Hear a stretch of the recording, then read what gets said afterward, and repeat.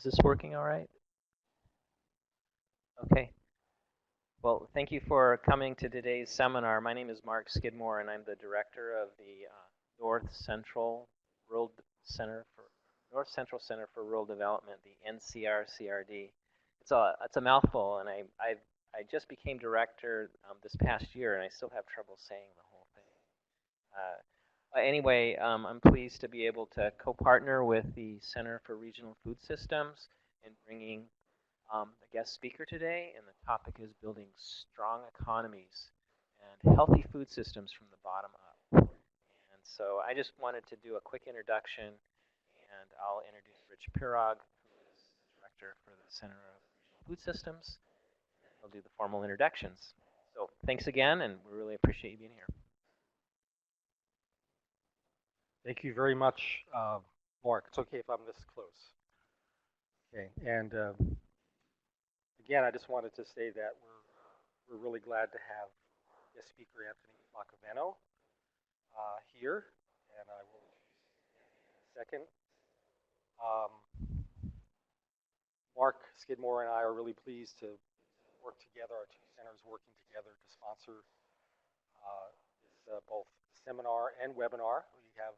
We're doing a number of things at once here. We have a live audience that folks out in the webinar or Adobe Connect world can see. We've got about a dozen people, 15 people here, and then we've got a number of folks on the webinar.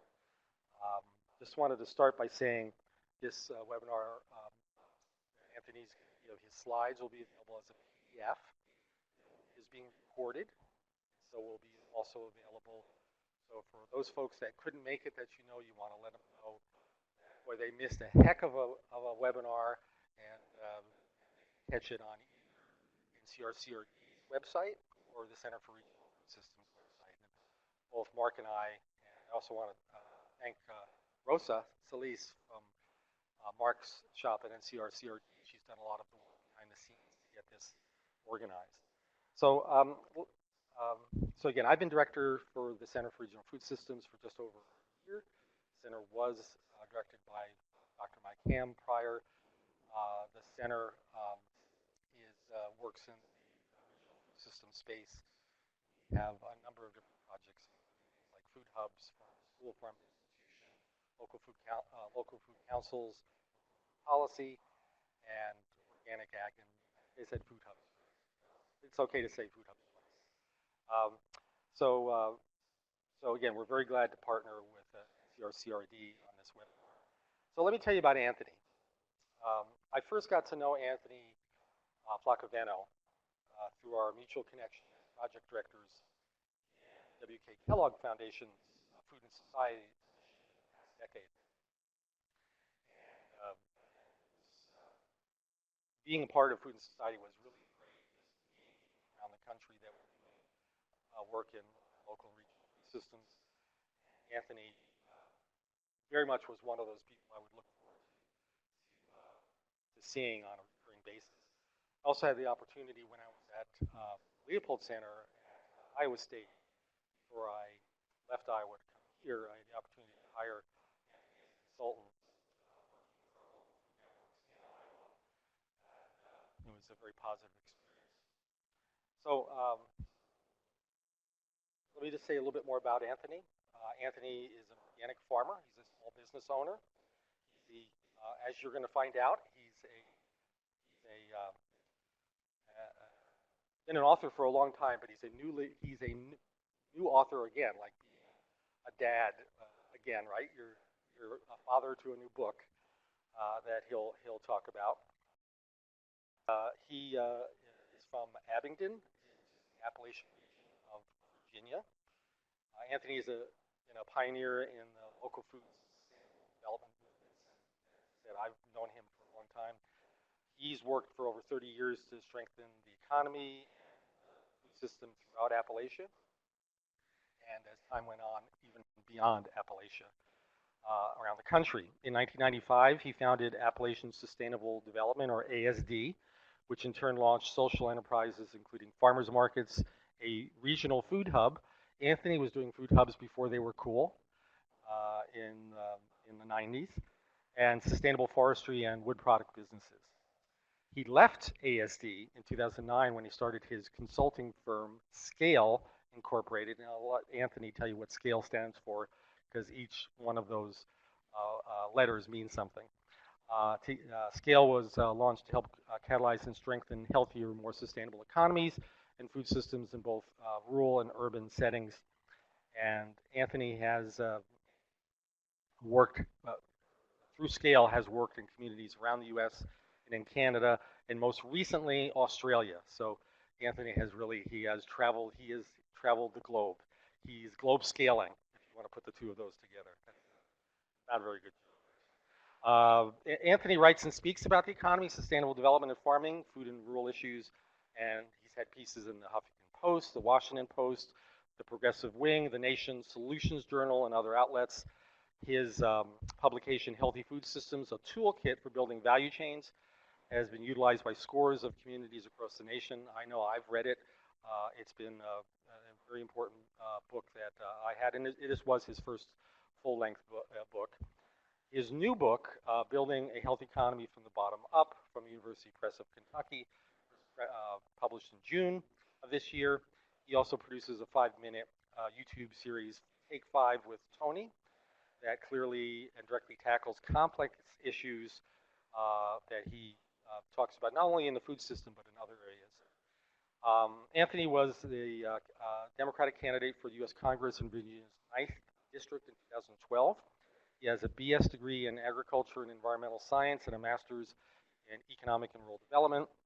And he's here with his wife, Lori, here in person in East Lansing, and he has 3 grown children, and it's my pleasure to introduce Anthony Flaccavento.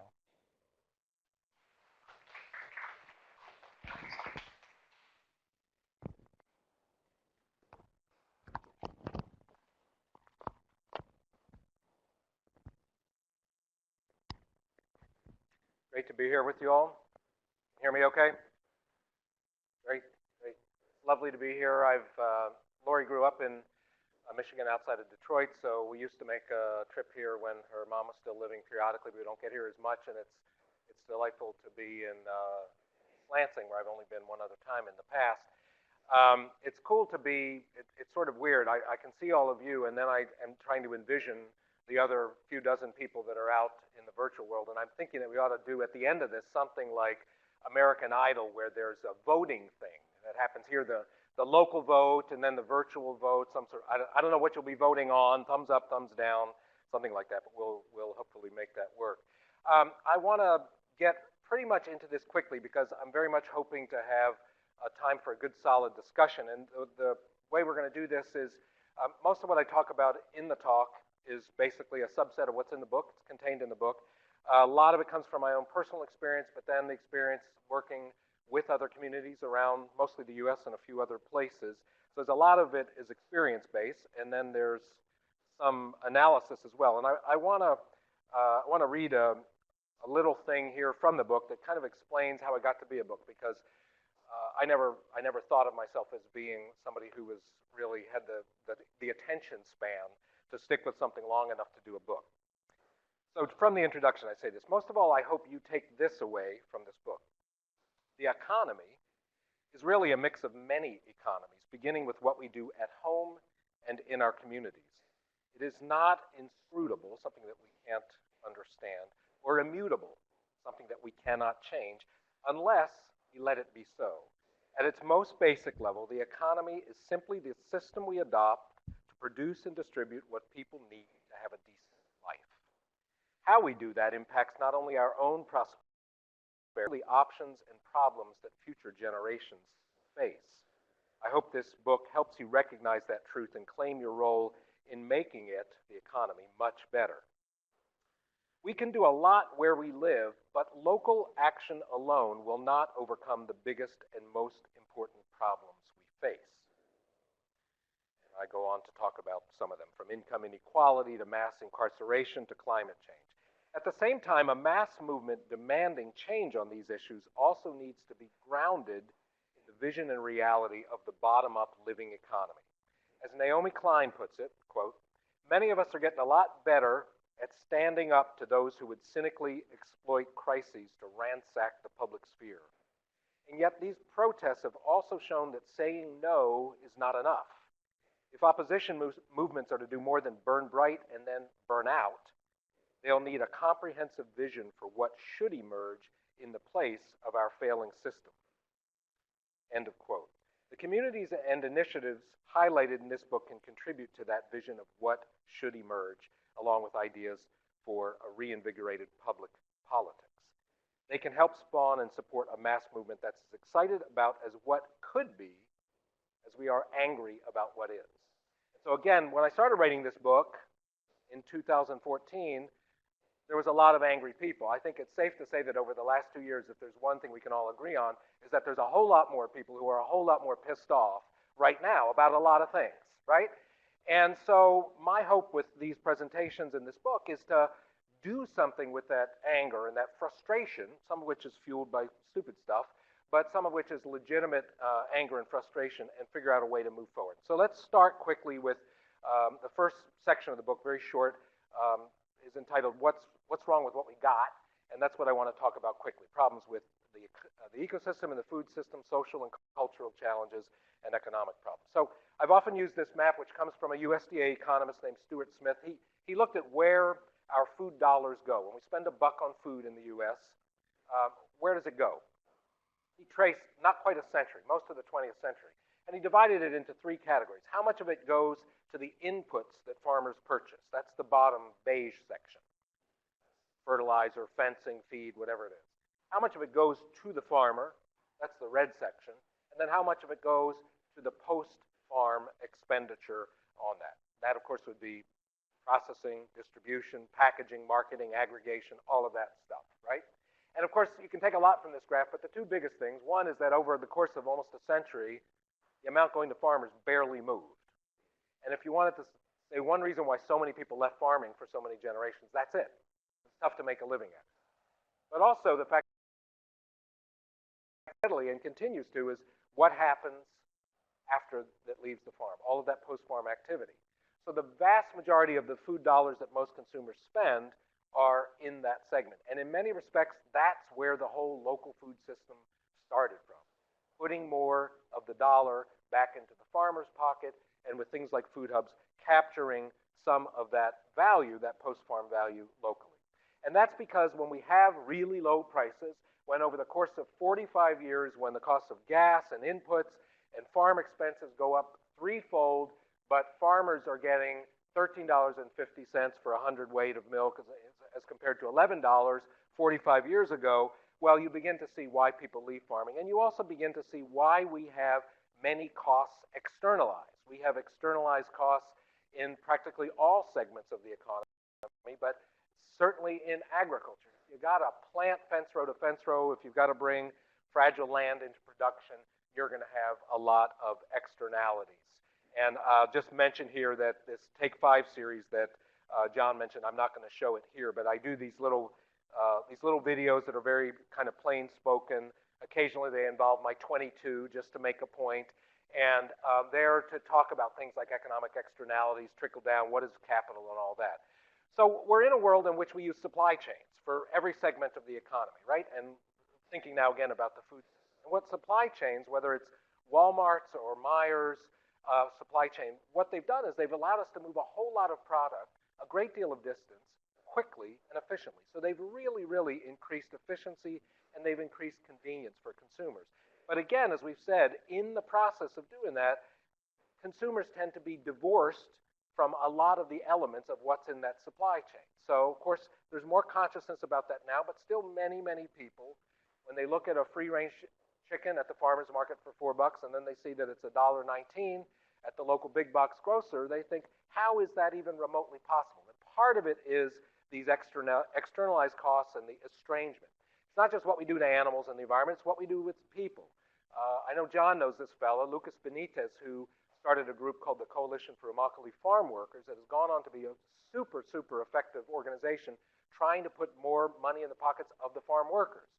And 10 years ago when I met Lucas, he told the story of how tomato pickers in the hot Florida sun got a penny per pound for picking tomatoes. Now, Janelle's worked on our farm and picked some tomatoes. I've picked a lot of tomatoes. And I tell you, if you had to pick 2.5 tons of tomatoes to make $50, which is what a penny per pound means, then you start to think about the real cost to the people who bring our food to us. Similarly with the front end of our supply chain, which is, again, primarily big box grocery stores. Again, they certainly maximize convenience to consumers, provide a lot of product at good prices, but by the same token, as many studies from Michael Schuman and others shown, tend to put the mom and pop businesses out of business. Now, the other aspect here is getting in beyond the environment and worker welfare is our health, and we all know about portion size. This one is particularly egregious example, but the truth is that what's normal now was big a generation ago. I'm old enough to remember when McDonald's introduced the quarter-pound burger. It was somewhere in the early, mid-'70s. And at that time, we considered that to be a huge hamburger. And now quarter-pounders are marketed as mini burgers. That's how far we've gone. And we've done that not just with burgers, but with pop and with many other things. And between changes in our lifestyle and being more sedentary, and between what we've done with our eating habits, we've seen this fundamental shift. This graph shows the blue line, which is what we spend on average as household income on healthcare. That's everything from doctors and hospitals to the insurance. And the red line being what we spend on food. And what you see is, again, about 50 years ago, we were spending 18 or so percent on average of our household income on food and only about 6% on medical stuff. Those lines crossed around the end of the 90s, and now we spend upwards of 18, sometimes 20% on health and much, much less on food. Now, you can't say that one is directly responsible for the other entirely, but surely there's a relationship. Those are, again, more examples of externalized costs. It's the big portions, it's the processed food, it's the fact that the fast food industry has tremendous access to consumers, which if you work in the local food movement, you're always trying to get your message out about you have this opportunity to buy at this market for 4 hours on a Saturday, and then you realize that there's a McDonald's within 5 minutes of half the population, and they spend $4 billion a year on marketing. You realize you're fighting quite a fight. We've got these ecological problems that are a huge part of the context. Of course, right now we're very focused on climate change, belatedly and importantly, but there's other basic things, from declining phosphorus reserves to just the fact that we have a whole lot less productive land per person globally than we had a century ago. Talking quickly about some of the social issues we face. Again, this one is particular to the food system, although I think it goes beyond that. And it's the fact that this convenience culture that we've created is fueled by the notion that I call ubiquitous abundance, which totally recognizing that there are many communities in the US and elsewhere that are food deserts. But the norm for most Americans is that they can go pretty quickly, pretty much any hour of any day of the week, and what do they see? They see tons of stuff. That is the marketing message. That says to the average consumer, man, it must be easy to grow food. Man, it must be limitless to be able to provide it. And so that is something else that we have to deal with, those of us who are trying to create an alternative, this 24/7 culture. And in a way, it's a tension for those of us who sell at farmers markets. This is one little snippet of from our booth at the Abingdon market, is that in a way we try to mimic that abundance, that ubiquitous abundance, because we're competing with that and we're trying to draw consumers in. So many of us on the front lines of the local food and local economy movement find ourselves on the one hand trying to tell people, this is great stuff, come here, you can get all kinds of things, it's wonderful, blah, blah, blah. And at the same time, we're trying to talk about limits and challenges and problems, and it's sort of a little bit of a mixed message. Then the other part of this cultural challenge we face is just the fact that we've moved from a society where we had more civic engagement, more neighborhood associations, more different ways that people across class mixed with each other in the various civic associations, to a much more autonomous kind of consumer-oriented culture in which many people think of their primary purpose in life is being a consumer. And somebody like Margaret Thatcher, who said there's no such thing as society, helped to fuel that movement away from the sense of a public life. That, in turn, is fueled by the concentration that we have in the media. 1980s, 50 companies own 90% of all of our media. That's pretty concentrated. Today, 6 companies own about 90% of the media. That impacts the message we hear, the stories we even consider putting on the air, the ability of journalists to tell a story as the big media companies have downsized the news staff, and certainly impacts things like stories about alternative economies, bottom-up economies, local food systems. Lastly, in terms of the challenges we face, the reality is that trickle-down economics doesn't trickle down. We know that sort of without any equivocation at this point. We've seen shifts where for generations now we've been reducing taxes on the top marginal tax rate. Our tax rates now on the top income earners and on the biggest corporations are dramatically lower than they were in the 50s and 60s when economic growth was in fact much more robust and much bigger. And yet still, even though the wealth isn't trickling down and wages have stagnated for so many families, we continue to pursue this model of trickle down. It's not only in the income, it's throughout the food system. We've seen it. It's, of course, and I'll put in a plug for USDA because having worked with USDA for the last 20 years, they're doing a whole lot better job now than they were 20 years ago, investing in local foods, organic foods, and all of that, developing supply chains. It's true of our land grants as well. They're much more engaged now than they were 20 years ago. But the fact of the matter is that still the vast majority of actual subsidy money goes to a few small commodities and an elite group of big producers, and very, very little fruits and vegetables and others. There's real problems with this. So you can look at economic concentration. You can say, all right, well, so what? It's unfair, but that's life. Life is unfair. Few people get rich, the rest of us struggle. But it's more than that. It's more than just a question of a moral issue or a fairness issue. Multiple studies have really looked at the differences. What happens when an economy is highly concentrated? This study that Stacy Mitchell quotes looked at 200 different counties across the U.S. and compared those that were, she called big business counties, where one, two, or three large employers were the biggest part of that economy, versus other comparable counties in which they had a broad mix of small to mid-sized independent businesses. And what they saw across the board consistently was those big business dependent counties, that is to say those with a concentration of economic power in just a few, had much higher not only inequality, but lower housing standards, poorer health outcomes, poorer maternal outcomes, higher disability rates, more crime, more incarceration. So we know that actually that kind of concentration is bad for us at the level of community well-being. Nevertheless, as Michael Schuman has pointed out, we still are putting more of our money, $50 billion a year by the estimate of Peters and Fisher, into subsidies of big corporations, outside corporations, far, far less than we give to local independents. And even though we know that the economic impact, 25% greater in terms of independent restaurants compared to a chain, when you get up to retail and services, you get close to doubling the economic impact. So I'm saying all of this because when we're talking about building a bottom-up economy where people participate more with their local businesses, when we're talking about building a healthy local food system, you have to remember that it doesn't happen on its own. So many of the challenges we face around attracting consumers, around helping people understand about paying price, around affordability, are in this context of an economy that's increasingly concentrated, a middle class that's both shrunk and who are very insecure, working folks that are terribly insecure, and then we can go into the whole thing of banks, the fact that a very small number of large financial institutions pretty much run the show, and yet it's community banks that actually do the lending to small businesses and homeowners. And so building this healthy, fair, sustainable food system, it's tough work because it's in this context. So that's kind of a quick snippet of what's wrong. Could say a lot more, but we won't. I want to talk about now, so what is the alternative and how do we build that? And I'm going to start with the local foods movement and then move beyond it, because the local foods movement really tried to begin to grapple with some of this, producing healthier food, better ecological practices, and then helping the farmer get more of the dollar. So it's of course farmers markets. Many of you probably know we had about 1,700 of them in the mid-90s. There's now well over 8,000 farmers markets in them. Between 4 and 6,000 CSAs nationwide that we see. So tremendous growth there. And again, driven first and foremost, I would say, the whole local food movement by this desire to get more of the food dollar to farmers.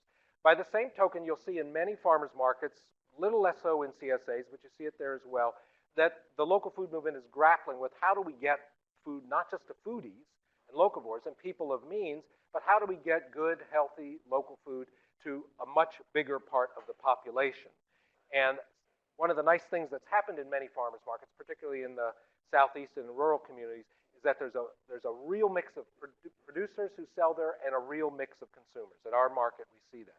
We've also started to see this transition happening, and certainly in places like Michigan, Illinois, the Midwestern states, it's a really important and tough issue.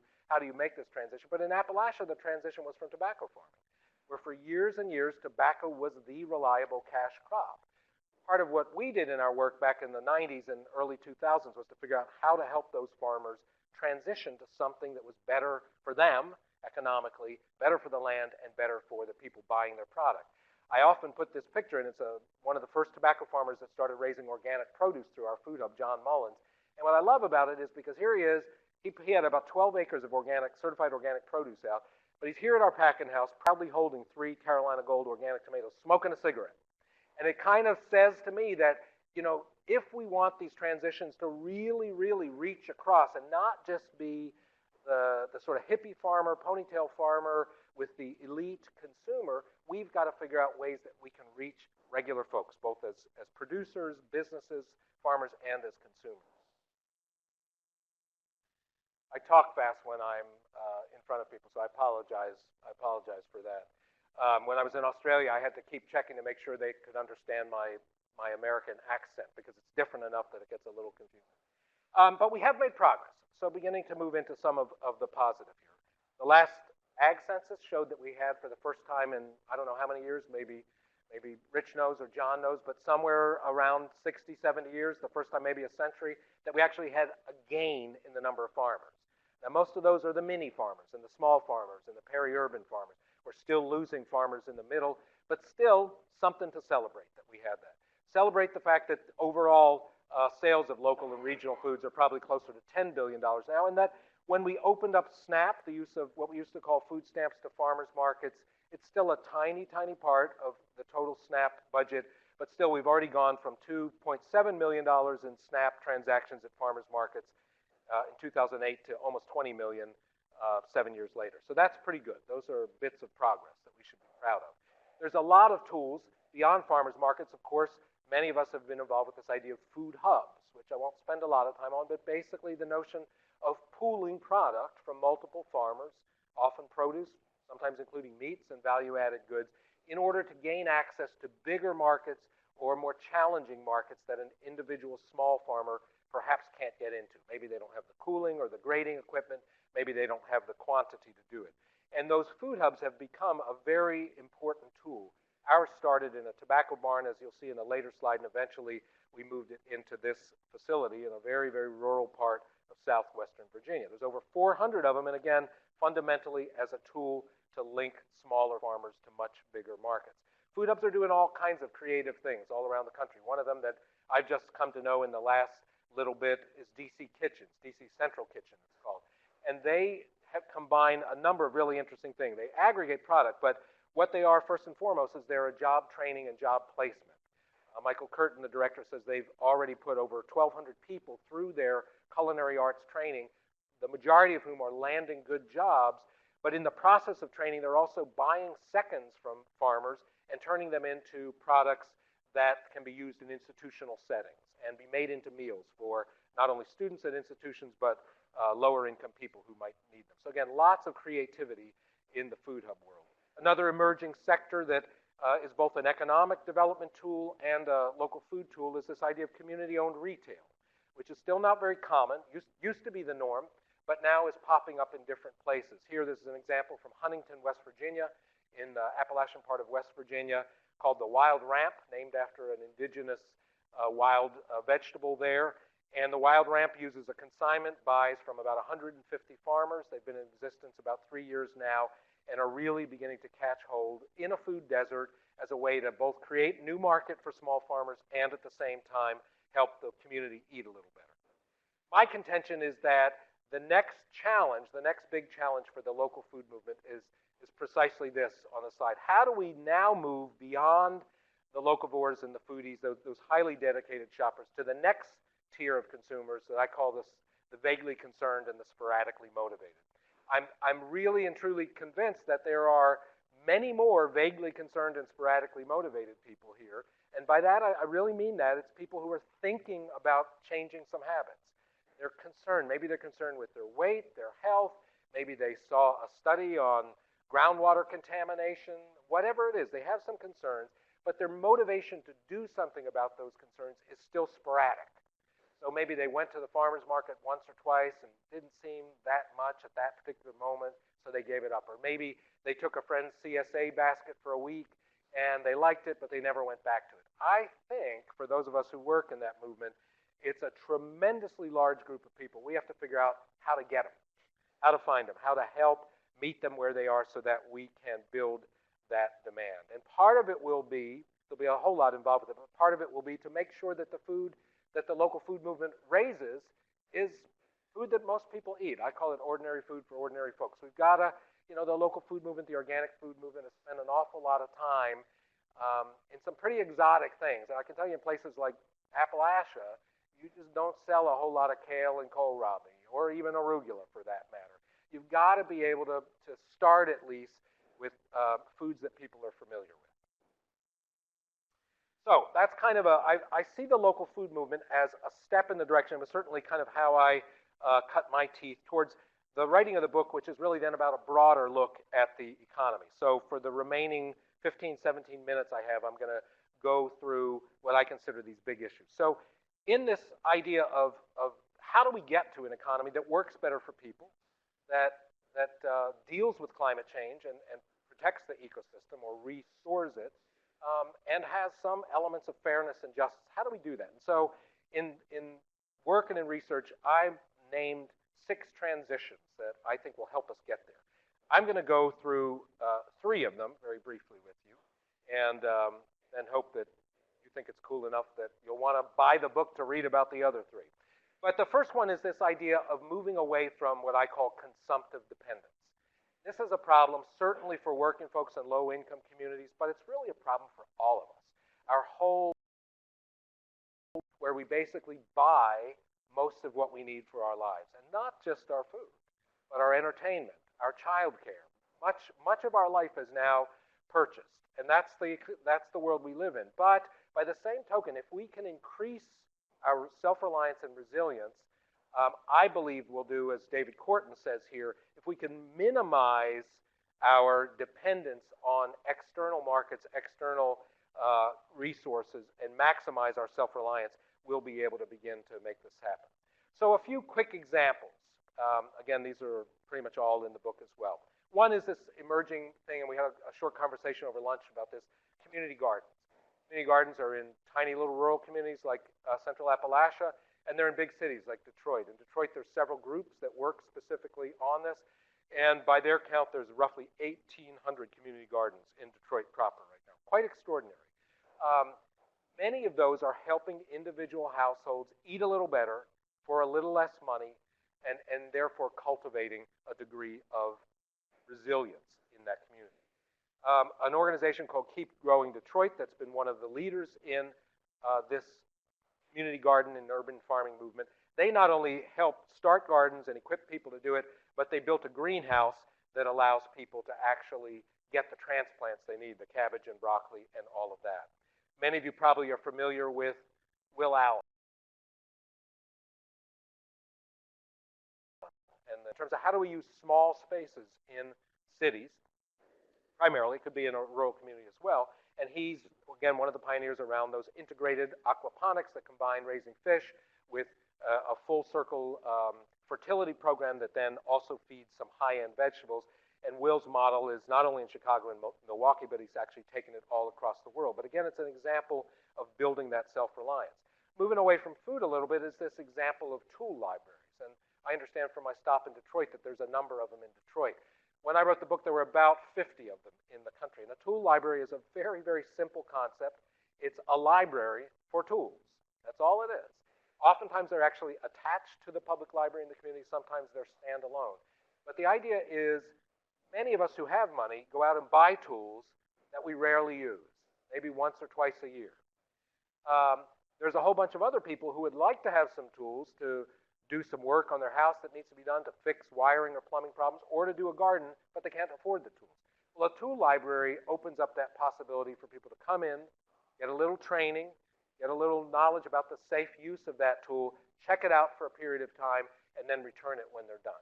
Of course, they have to work through many details of what happens if it gets damaged, lost, stolen, but they've made it work, and tool libraries, I think, are a great example of building this productive capacity of households and communities.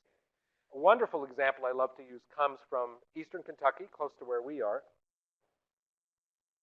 a nonprofit organization called MACID, the Mountain Association for Community Economic Development. They were dealing with, they do a lot in terms of trying to fight poverty and build people's incomes, but they also deal with energy and environmental issues. And they were looking at the situation so common in so many poor communities, which is low-income and working people living in really drafty dwellings, trailers, old homes,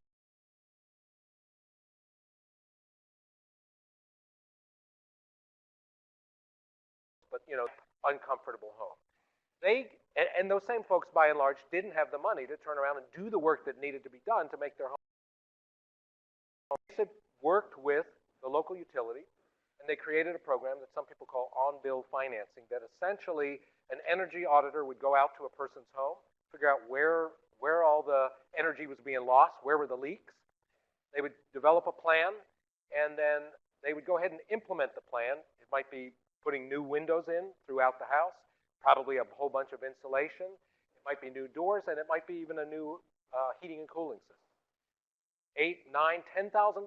These families couldn't afford it. So instead of it being a giveaway, or instead of it being debt, they pay back the energy retrofits off the savings on their electric bill. So if they were spending $250 a month on average, and after this retrofit is done, their bill is down to $100, they take the majority of that savings and retire their debt. They get to keep a little bit of it. So the net impact for this low-income family is a much more valuable home. It has more value in it from a financial point of view, a much nicer home to live in, slightly lower bill, and they're doing all of this without going into debt. Really, really interesting model. And one more I'll mention quickly is the Clean Energy Collective, which is this idea of, rather than thinking of solar strictly as something that individuals can put on their roof or in their yard, this is a collective community approach where 15, 20, 50 families might buy in to a solar garden, some people call it. They save money because that gives them an economy of scale in terms of the cost of the panels and the installation. They can situate the solar farm in such a way that it generates a whole lot more power than it would on a lot of buildings, and simultaneously they can work out negotiations with the energy provider. This is in about 10 states now. It has to be legal within the state. So this brings us then, because a lot of states don't allow this, they would consider 24 families owning a solar array to be a utility, and they would want to regulate them as a utility. So one of the things that I say is we've got to deal with public policy. In a case like that, it's making our energy policy and our corporate policy friendly to those kinds of initiatives. I won't go into this, don't have the time for that, but a lot of different policies around also helping people, low-income people, save. Second transition, unleashing local living economy. So what do we mean by that? Well, a small business near us in Radford, Virginia, named Acme Panel, a fellow named Joe Fortier revamped, rehabbed an old tire factory that was abandoned and started building these SIPS panels, structurally insulated panel systems, these 4x8, 4x12 panels. Super, super insulated. They use 50% less energy than a well-insulated stick-built home, and they're far more durable in a storm. Oftentimes, they're the only buildings left standing after a big, big storm. He's paying livable wages, producing a product that is environmentally friendly, that is going to be increasingly needed as our climate becomes more disruptive. Great example of a living economy. Another one is Push Buffalo, this organization in a poor neighborhood on the west side of Buffalo that freed up a whole bunch of abandoned parcels of land in their community that it turned out the State Housing Finance Agency, rather than investing in rehabbing those properties, was keeping them to create an income stream for themselves. They found that out, they freed up those properties, and now they're training people, many of whom were formerly incarcerated or otherwise struggled to get work, and now they have this crew, over 100 people employed, building homes, rehabbing homes, building small businesses, building ecological restoration right in their community. Another example, Bren Smith, a fellow I met a few years ago in Kentucky. He's on the east coast of the U.S., started fishing at 15 as a commercial fisherman. After about 30 years of fishing, saw the fisheries in constant, steady decline. So he created a system he calls vertical ocean farming, using 20-acre plots along the shoreline to raise mussels, clams, shrimp, and scallops in conjunction with 2 species of seaweed. And what the net result of all that is it's a system that cleans up the water. The seaweed sequesters tremendous volumes of carbon, and he ends up with 6 saleable products, all of the shellfish and the seaweed, which are then turned into nutrient supplements. Quite an extraordinary example. We also have many examples in our area, I'm sure you do as well, as people following the kinds of multi-species rotational management, intensive grazing, like Joel Salatin does. This is a fellow named Paul Rizzo from our area. And the net result of all that is not a trade-off between health and economics, not a trade-off between more productive land or more stewardship, but you get both in these systems. You get more productive land with fewer inputs. We fooled around, right now we're fooling around with organic no-till on our farm. It's tricky, but it's working for us in some settings. And again, the net result of that is we're able to produce crops, but we're doing it with less disturbance for the soil. That means our soil builds organic matter, and when your soil builds organic matter, you raise better crops and you pull carbon out of the atmosphere and into the soil where it's needed. Another example of these, the second transition, is a project in western Washington State. They were putting in a habitat development for low-income and working families, about 30 homes, and they worked with a local group called Sustainable Connections and a company, a good-sized company named iTech Energy, that actually was building the solar panels. They worked out a deal that every home that went into that neighborhood, on top of being affordable and warm and safe, had a solar panel on its roof. So those folks are going to have smaller utility bills as a result. This is all really important stuff, not just because it's cool to support local businesses or triple bottom line environmental businesses, but because the truth of it is that these independent businesses, when we have a lot of them, we get more jobs. Stacy Mitchell looked at this question, and she's concluded that for every $10 million in sales of whatever the product is, local independents generate about 50 jobs, a big box well below half of that, Amazon about 14. So while Amazon might be incredibly convenient, they are not a job creator overall. Similarly, that small businesses just generate many more patents, which is a sign of the innovation they bring to this. So the kind of policy we need to deal is ranges from changing our ag policy. I've often shown this, how the pyramid on the right is the USDA pyramid of how we should eat. And you'll see that right in the middle of it, a really big chunk of that period is fresh fruits and vegetables. The period on the left is how we actually spend our federal dollars on the different crops. And if you look for the fruits and vegetables, you won't find it because it's a tiny little circle at the top of the pyramid. So the USDA is maybe telling us the right thing about how we should eat, but our money ain't going to support that. So part of building these local living healthy economies is taking the money we spend on economic development and business and using it in the right way. I'm going to skip over this great example because of a little bit of a time constraint. So those policy issues have to do with local economic policy, they have to do with state and federal economic and agricultural policy, and they have to do with trade policy. And I'll just wind up with just a few quick examples. The third of the 6 transitions I discussed is that it's great to have jobs, it's great to have a diversity of businesses, but we also need to figure out how to build wealth locally. And that's a big issue for, I'm sure, many folks involved today. You know, when I was growing up, I'm sure you hear it even today, this notion that if you give a man a fish, you feed him for a day. If you teach him how to fish, you feed him for a lifetime, right? So the idea is education is the means. So true enough, except if that man or woman doesn't have a net, doesn't have a boat, doesn't have access to the water. So the education to do things better is certainly important, but just as important is the access to the capital that allows people to build wealth. Many examples in the book, I'll just hit a couple of them. It was just in Grand Rapids, and one of many strategies they're pursuing in Grand Rapids is this idea of focusing on abandoned buildings in the community rather than tearing them down, repurposing them, turning them into office space, turning them into business incubators, turning them into commercial properties. In our case, we took an old tobacco barn and turned it into the packing house for our fruits and vegetables. And eventually, as I said, moved on to another building. But that, Tobacco Barn represented a piece of potential capital. As I've already mentioned about the community retail, another great example, La Montanita Cooperative in New Mexico, started out as a one person, once a month gathering friends to do bulk buying, has grown into something with 16,000 members now in the cooperative, 6 retail storefronts, and their own cooperative distribution center. Every one of those phases is building well. So I've got information about local currency, about innovative loan funds, the tremendous import of that, but I'm going to just wrap it up here so we can move on to conversation, to just kind of wrap up with a concept that I have throughout the book, and that is Wendell Berry's idea of solving for pattern.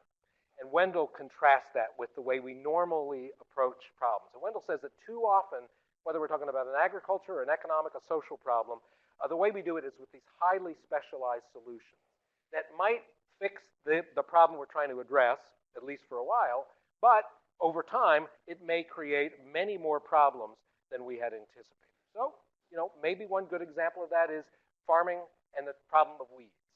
And when we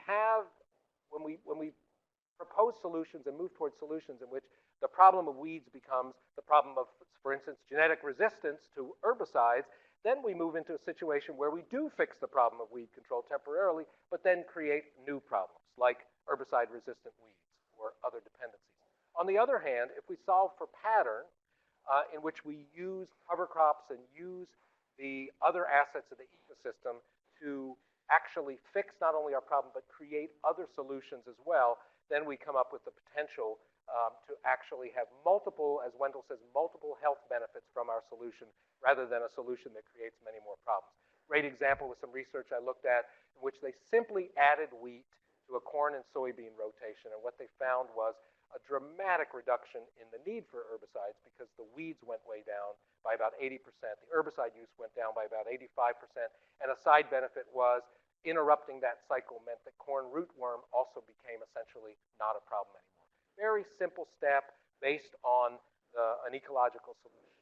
So again, this idea of solving for pattern, I'll wrap up with that and we'll open it up to discussion, is just this notion that I think we need to take for all of our agricultural and economic problems is when we're trying to fix a problem, how can we come up with solutions that themselves are embedded in the pattern, that fit within the ecosystem, that fit within the community and the society, and are likely to create multiple benefits rather than multiple problems. I think SNAP at a farmer's market is a great example of solving for pattern as well.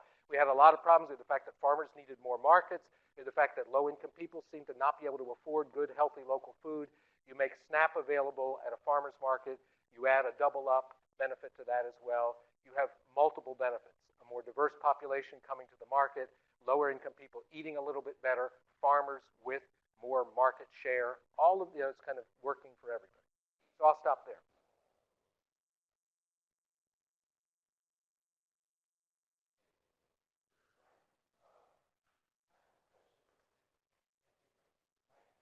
Okay.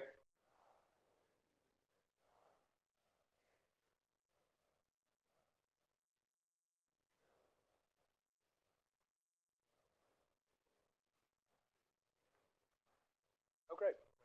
Good.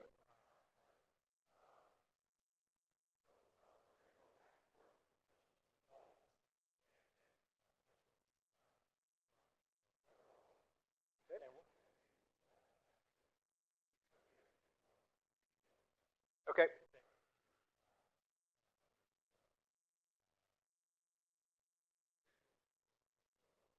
Okay.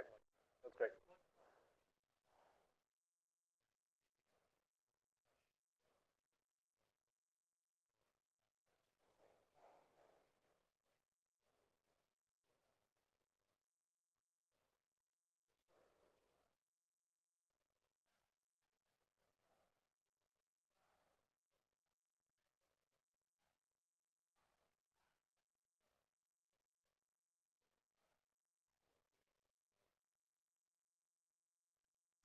So the question is about these local living economies, which are, by the way, emerging all over the country, rural, urban, small town, big city, West Coast. Are there any common funding strategies to get them going? And And I'd say yes. I think there's two things that are happening in a broad sense. One is the education to take elevate the importance of local living economies in the in the eyes of economic developers, because this is a big challenge. I didn't use this example in the presentation. I will. In our part of the world, a community, Bristol, which is just south of Abingdon, just 3 years ago, finished this great deal that they had to bring a Cabela's to our part of the world. We didn't have any Cabela's. They spent $54 million in basically tax abatements and other economic development subsidies to get this Cabela's to settle 5 miles from the downtown corridor. The same day they announced that deal with great excitement and fanfare, they also had in the back of the Bristol Herald Courier a tiny little article about the business that had won the local Downtown Entrepreneur of the Year award. And they described her business. She was moving into a shop downtown. And what she got for winning this competition among all these other entrepreneurs was $5,000. So the math, the difference between 5,000 and 50 million is 10,000 to 1. So part of the strategy is that a lot of people in the local economy movement, Stacy Mitchell certainly, but many others, are beginning to say there's multiple economic benefits to these living economies. You can look at the studies on cooperatives and how productive they are on the social benefits of living economies, and making the arguments to economic developers to stop putting so much more into this basically trickle-down economic attraction strategy and start using more of a bottom-up strategy. So part of it is that argument. The second thing I'll say is that groups like BALI, the Business Alliance for Local Living Economies, are collaborating with others, community capital type groups, to create new streams of capital. You probably have heard of Slow Money, which is an outgrowth of Slow Food, as a way to pool local resources to create funding for usually food and farm-related businesses. There's also Lion Clubs, which are local investment opportunity networks. So there's a whole range of sort of mobilizing capital strategies to invest in kind of triple bottom line or healthy businesses that are emerging as well. It's still, the fact is, most of the money is still over here in this old strategy, and it's kind of slim pickings in the other, but we're beginning to try to equalize.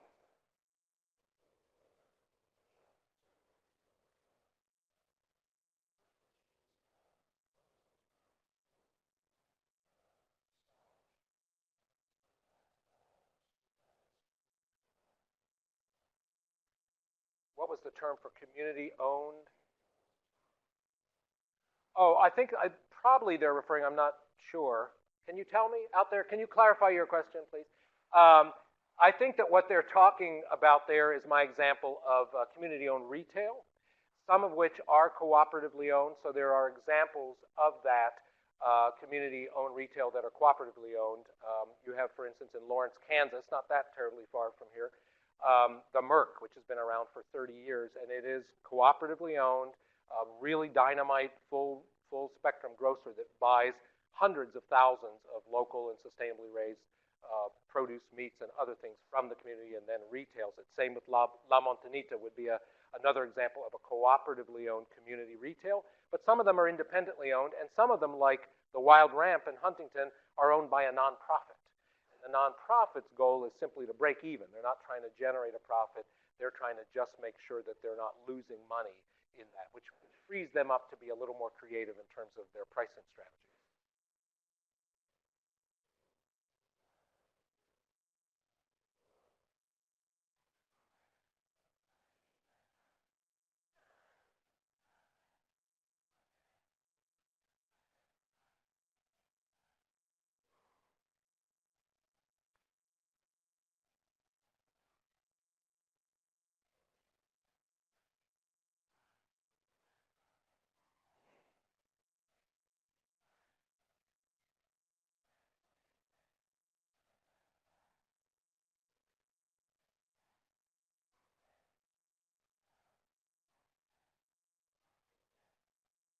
Yeah, so the broadband is a huge issue in big swaths of the country, as a matter of fact. Oh, yeah, thank you, Rich. So the question was about in working with a community in Western Mass in a rural area, one of the fundamental challenges is the lack of good broadband access and what that does to the community as a whole and businesses in particular, economic development. So I'll say that for sure that's an issue where we are in Central Appalachia.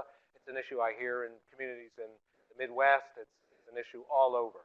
So, again, for good and for bad, internet has become an indispensable piece of our fundamental infrastructure.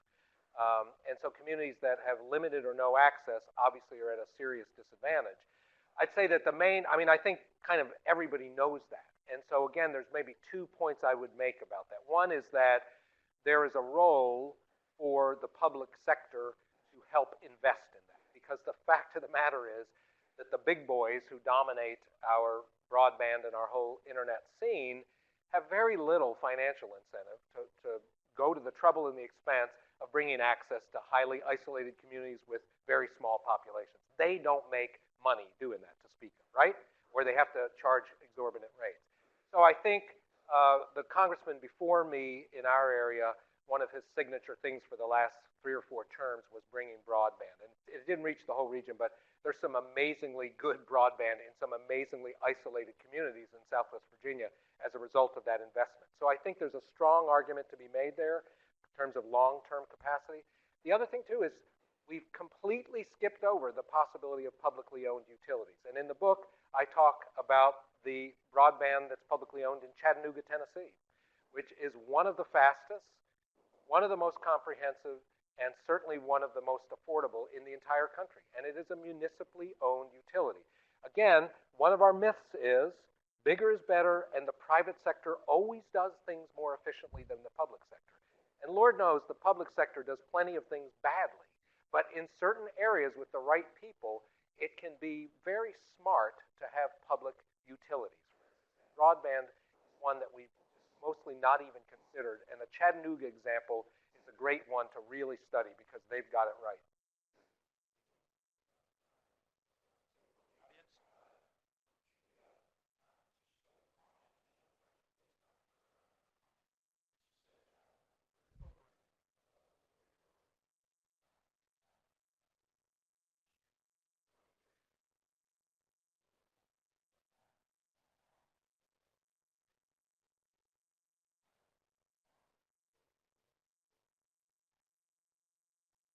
So I can relate to this because I know when I built, until we had a snow catastrophe a couple of years ago, we had, over time, built 4 full-size high tunnels on our farm, 100 foot by 30 foot, 96 by 30, and we had about 6 smaller hoop houses. But I know the year I started building the first tunnel, Lori said, "Are we ever going to get a break?"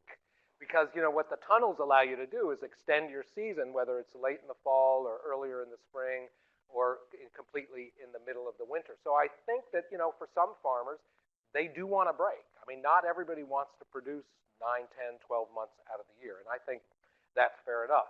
I do think that the bigger population of farmers, if farmers are growing fruits and vegetables, high tunnels are just incredibly attractive to the vast majority of farmers that I talk to. And that's not just in Appalachia, that's all over the country. I oftentimes help farmers learn how to build inexpensive hoop houses and tunnels in other places. And I think if there's a little bit of a glitch, it may be that if they're not getting their tunnel funded by an NRCS grant, because the Natural Resource Conservation Service will help farmers build a tunnel, if they're feeling they have to put the cash out on their own, they may be worried about payback periods. And they may be wondering whether they can sell that stuff if they grow it. From our experience, tunnels not only extend your season, allow you to have like early tomatoes that you get more money for, but they also improve the quality of many. So I think maybe that's the case that has to be made to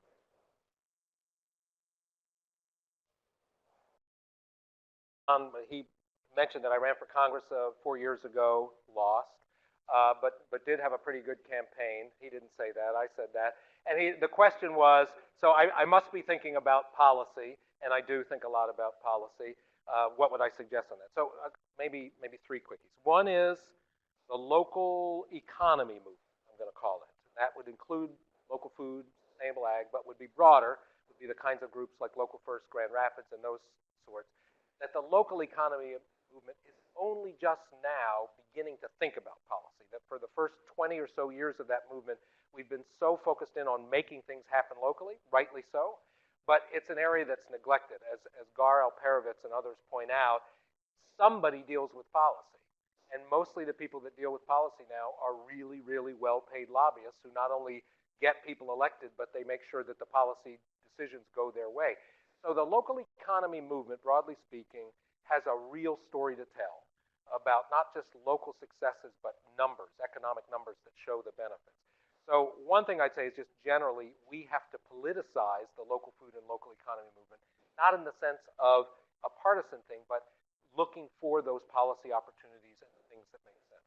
Getting down to some specifics, again, I talked about the subsidies. If we simply leveled the playing field, didn't even advantage the local independent, the small economy, the ecologically sustainable versus the more extractive business, if we simply leveled the playing field in terms of how much local, state, and federal money went into those enterprises, I think we would see a tremendous boost in the healthy local economy movement. That's true certainly in food and farming as well.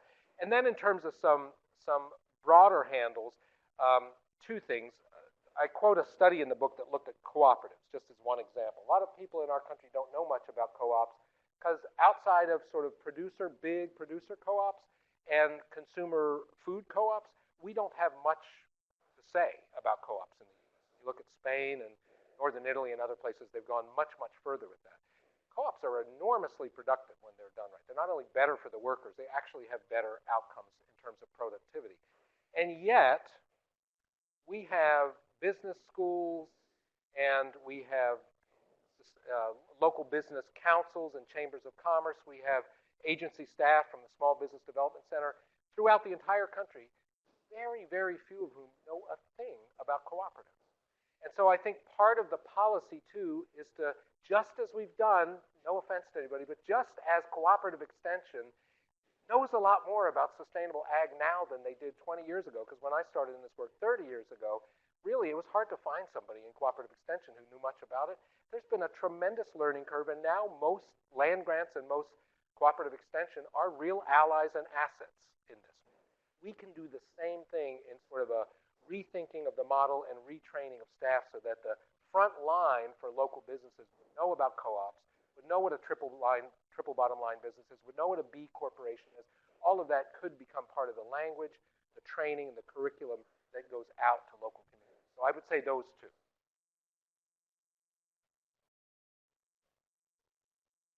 Yes, crowdfunding for sure is a piece of it. I think crowdfunding is very exciting. It's worked very well for some businesses, and you have variations of crowdfunding. You know, some of it's all sort of online, put your business idea out there, let people give you their money. Some of it is these pitch competitions where entrepreneurs come in once a month to a brewery or a bar or whatever. They have a smaller group of people who have some money to invest. They pitch their business, and one or two people win that month and get an investment. There's lots of forms of crowdfunding, and I think it's a piece of the picture. Absolutely, it's creative. My concern about crowdfunding is that for those people who would like to see the government spend less and less money on local business, just kind of get out of the business of subsidy or investment, that things like crowdfunding might be seen as they might be elevated in their importance, and we'll think, oh, the community takes care of that. What I think we need to do is we need to mobilize all kinds of local capital, crowdfunding, slow money groups, lion investment clubs, other sorts of things. Michael Schumann, by the way, if you don't know his work, is a real expert on this idea of local capital. But I think we need all that, and we need the larger investment that comes from my perspective is on the dichotomy between this sort of local living economy that I've been talking about on the one hand, and what I guess maybe seems like sort of an unstoppable trend of globalization on the other hand. You know, that's a tough one. I mean, the truth of the matter is that most of what I talk about in my talks and in the book and writings is, you know, it's really difficult stuff to make happen because a lot of the forces are aligned against this. And so, but I would say this, globalization is not going to stop, but part of what we need to do is prepare ourselves as households and families and as communities to better weather these other trends. As the quote from David Corton said, Wall Street loves very dependent local communities. They love that. You know, the big international corporations love that. They pretty much want us all to be consumers. The more we're consumers and the less we are productive ourselves, the more we're dependent on them, So I think one antidote is simply this resilience movement or self-reliance movement. You could romanticize it and you could go, sort of off on it and just think that we should all be 100% self-reliant. I'm not proposing that, but I am thinking that local communities, from urban to rural communities, could produce a lot more of their food, more of their energy, recycle their water, recycle their nutrient flows, set up tool libraries so they maintain their homes better, et cetera, et cetera. All of these self-reliance tools will make us at least a little bit less vulnerable to those global trends, whatever they are, not to mention other kinds of potentially terrible things. The other thing I'll say, though, too, is it's one of the myths I point out in the first chapter of the book, that the notion that globalization is unstoppable has fueled trade policy, not only of globalization, but of advantaging already very substantial interests, investors and corporations. So we've had, over the last year, a real fight back on that, pushback on that kind of trade policy, which I think could lead eventually to better trade policy that's focused more on what does our country actually need. We export like around $2.8 billion worth, or 2.8 billion pounds of beef a year. It's a great export market. We import 3.3 billion pounds of beef. So like, what exactly is the common sense of that transaction, right?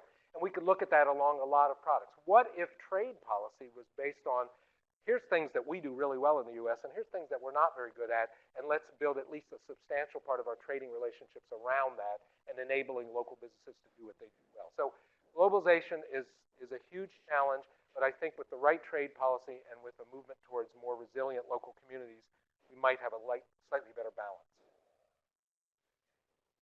One, I think, good positive change in policy that's helped local foods is the way USDA has broadened its understanding of the local food movement. From not that many years ago, their farmers market promotion program was focused strictly on building farmers markets, which was a great and necessary thing, but it now, and I may not be getting this exactly right, but it now is a local foods promotion program that allows, for instance, communities to not only invest in a farmer's market, but invest in infrastructure for building food aggregation and distribution, or to invest in community-based retail. So the kind of federal policy that not only supports local farmers, but actually helps create the capital that will make those communities more productive. Some of it might be on-farm capital, things like high tunnels and other sorts of efficiencies, but it might well be community capital that allows for aggregation, for retailing, for processing of foods, all of those kinds of things. I think that is happening, and I think we need much more of that. Again, when you look at the amount of money just going to corn, we took 10% of that and put it in community facilities, we'd be further down the road with that, right? So that's one kind of policy. I guess the other, I'll pick a more obscure one. So this whole idea of externalities that I talked about, they're the way that businesses avoid paying in the cost of the product. They avoid paying for something, so somebody else pays for that, right? Whether it's cleaning up the Gulf of Mexico or paying for health problems as a result of whatever they produce. So that's what it is. That's part of what a lot of businesses do. They try to externalize costs. But sometimes we pay for that. So here's one example. Most of the marketing and promotional budgets that the fast food companies spend, I had that study from one year where they spend on average about $4 billion on promoting fast foods. Most of that is a tax write-off. Most of that, McDonald's and KFC, et cetera, can write off as an expense. So what that means is that simultaneously, while we as a country are grappling with our obesity and diabetes epidemic, grappling with the whole healthcare rising costs, grappling with all of that and trying to get people to eat better, we, the same taxpayers, are subsidizing the fast food companies to convince us to come in and eat there. Now, is that nuts or what? So why not restructure? That's rather arcane, but why not look at a policy like that and say, you know what, if they want to pay $4 billion a year to convince us to eat a supersized burger, all more power to them. But we're sure not going to subsidize that expense. That is just crazy. So when you get into the policy, you can get into the weeds, but some of it is looking at how can we invest in good stuff, and some of it is let's stop investing in stupid stuff, right? Or counterproductive stuff. Building a healthy economy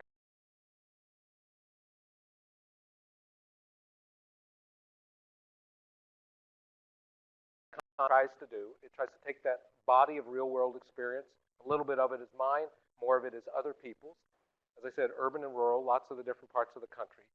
And to lift it up, to say there is an alternative, it could work a lot better for us in a lot of ways, and simultaneously to connect it to public policy and to the public debate so that we maybe begin to have a more informed debate about how to build a healthy society and economy, and we begin to find the policy handles that will support these kinds of really cool things. Because I hear people who've read the book and they'll say, there's so many great examples in there, and that's true.